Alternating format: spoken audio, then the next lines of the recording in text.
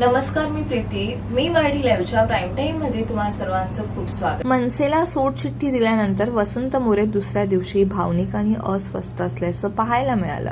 आज बोलताना त्यांनी काही गौप्यस्फोटही केले. पक्षाला सोडचिठ्ठी दिल्यानंतर कुणीही यावर भाष्य करायचे नाही असे आदेश पक्षाकडून देण्यात आले.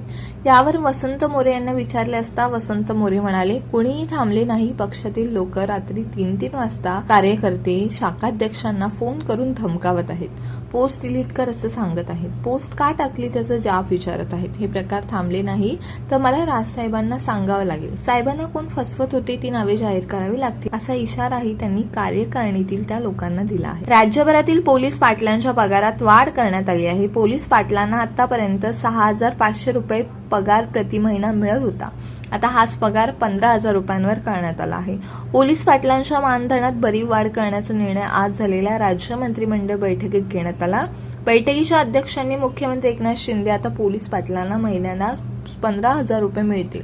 सध्या पोलीस पाटलांना 6,500 रुपये मिळतात. पोलीस पाटलांचे कर्तव्य आणि जबाबदाऱ्यांमध्ये वाढ झाली असून त्यांना सध्या देण्यात येणारे मानधन कमी असल्याने हा निर्णय घेण्यात आला आहे. इगतपुरी तालुक्यातील बहुतांश भाग हा डोंगर, दऱ्या, धरणे, नदी नाल्यांनी व्यापलेला आहे. या ठिकाणांवर वनप्राण्यांचे वास्तव मोठ्या प्रमाणात आहे. या परिस्थितीत डोंगराळ भागातील काही संशयित इसम अल्पावधीत पैसे कमवण्यासाठी अवैध व्यवसाय करीत असतात. नाशिकचे जिल्हा पोलीस अधीक्षक विक्रम देशपांडे यांनी जिल्ह्यातील सर्व प्रकारच्या अवैध व्यवसायाचे समूळ उच्चाटन करण्यासाठी सत्वर कारवाई करण्याचे आदेश दिले आहेत.